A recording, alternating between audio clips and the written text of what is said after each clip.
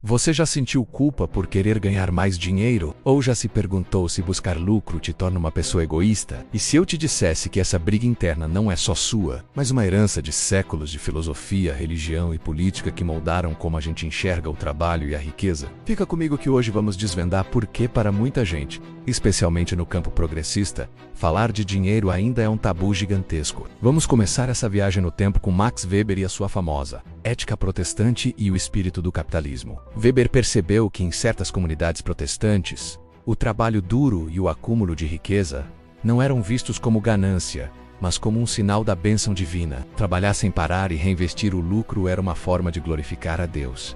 Essa mentalidade foi um combustível poderoso para o capitalismo moderno, transformando o sucesso material em uma virtude moral. O seu esforço individual te levaria à salvação e à prosperidade. Do outro lado do ringue temos Karl Marx. Para ele, essa história era bem diferente. O trabalho sob o capitalismo não era uma forma de realização, mas de alienação. O trabalhador vendia sua força de trabalho, se distanciava do fruto da sua produção e, no fim, trabalhava para enriquecer o dono da fábrica. A verdadeira realização, para Marx, viria do trabalho coletivo, onde o esforço de todos beneficia a comunidade inteira, não apenas um indivíduo. Essa visão ajudou a construir a ideia de que o lucro é, na sua essência, exploração. Essa tensão fundamental nos leva a um debate central. O que tem mais valor? O valor moral do seu esforço individual ou o valor social daquilo que você produz? A direita tende a celebrar o esforço pessoal, o mérito. Se você trabalhou duro e lucrou, isso é um sinal da sua virtude e capacidade. Já a esquerda foca no impacto social. De que adianta seu esforço se ele gera desigualdade ou não contribui para o bem comum? Essas duas visões que parecem opostas são a raiz de grande parte da nossa polarização política atual. E claro, dependendo da sua cultura ou religião, o lucro pode ser visto como o olho gordo, a cobiça pecaminosa, ou como uma recompensa justa e divina. Essa base filosófica nos ajuda a entender como a identidade de classe foi construída, especialmente pela esquerda tradicional no Brasil. Pense na figura do trabalhador com carteira assinada, o orgulho de pertencer a um sindicato, a luta por direitos coletivos. A identidade do trabalhador foi forjada na ideia de solidariedade, na luta contra um patrão, em um nós contra eles. Ser trabalhador era ter uma moral superior à moral de quem produz a riqueza real da sociedade. Nesse contexto, imagine o que acontece quando alguém dessa classe decide empreender, buscar a independência financeira ou até mesmo virar patrão. Muitas vezes isso é visto como uma traição simbólica. É como se a pessoa estivesse abandonando o time, virando a casaca para se juntar ao inimigo. Surge uma tensão enorme entre a solidariedade de classe,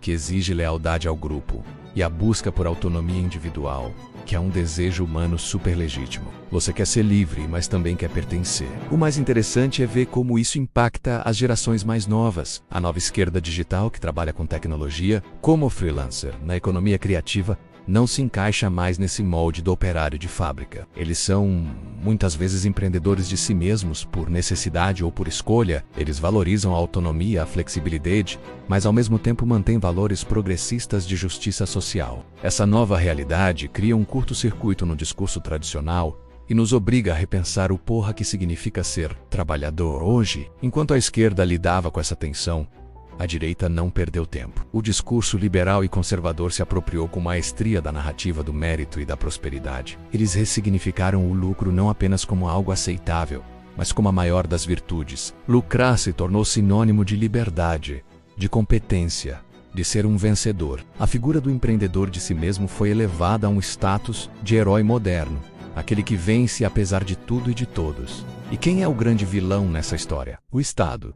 Na retórica liberal, o governo é retratado como um peso, uma âncora que impede as pessoas de prosperar com seus impostos e burocracias. Menos Estado, mais liberdade virou um mantra. Essa narrativa é extremamente poderosa porque apela a um desejo universal de autonomia. E quem melhor para personificar esse ideal do que os influenciadores financeiros? Eles usam o próprio sucesso material, o carro de luxo, a viagem cara, o relógio de grife, menos como um símbolo político. A mensagem é clara.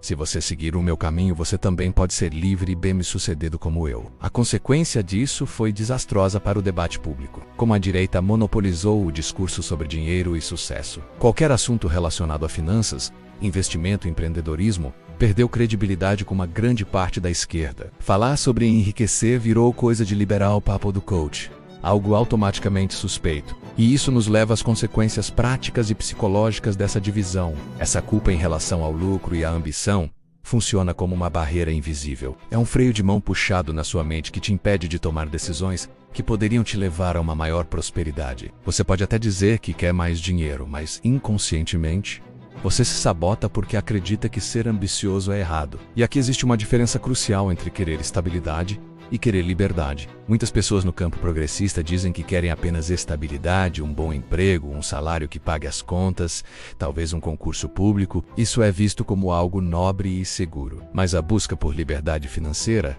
que implica em acumular patrimônio, investir, ter múltiplas fontes de renda para não depender de um único emprego, soa como ganância. Essa dissonância cognitiva, esse conflito entre o que você deseja e o que você acredita ser moralmente correto gera ansiedade, estresse e pode paralisar sua vida profissional e financeira. Você fica preso num limbo, sem a segurança da estabilidade e sem a ousadia para buscar a liberdade. Felizmente, alguns pensadores e movimentos estão tentando construir uma ponte entre esses dois mundos. Autores como a economista Kate Raworth, com sua Economia Donut, tentam reconciliar a prosperidade humana com os limites do planeta, mostrando que é possível ter uma vida boa para todos sem destruir o meio ambiente. Eles nos ajudam a imaginar um futuro onde ética social e sucesso econômico não são inimigos.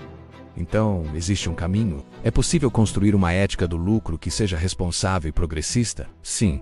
A resposta não está em negar o desejo por prosperidade, mas em ressignificá-lo. Precisamos construir um modelo de prosperidade progressista. Um modelo que combina autonomia individual com responsabilidade coletiva, que busca o lucro, mas também a redistribuição e a sustentabilidade. Já existem exemplos práticos disso acontecendo. Cooperativas modernas que dividem os lucros de forma mais justa entre os membros. Empreendimentos de impacto social que nascem com a missão de resolver um problema da comunidade e, ao mesmo tempo, ser financeiramente sustentável. Iniciativas de finanças solidárias e microcrédito que democratizam o acesso a recursos. E claro, os criadores de conteúdo de esquerda que estão quebrando o tabu e falando sobre dinheiro, investimentos e carreira de uma forma ética e alinhada a valores sociais. O caminho é criar um novo discurso. Um discurso que não demonize a ambição, mas que a direcione para um propósito maior. Um discurso que una a racionalidade econômica com os nossos valores mais profundos de justiça e solidariedade, em vez de sentir culpa por querer prosperar. Podemos nos perguntar, como a minha prosperidade pode ajudar a construir um mundo melhor para todos? Talvez o verdadeiro sentido do trabalho e do lucro não esteja na acumulação individual,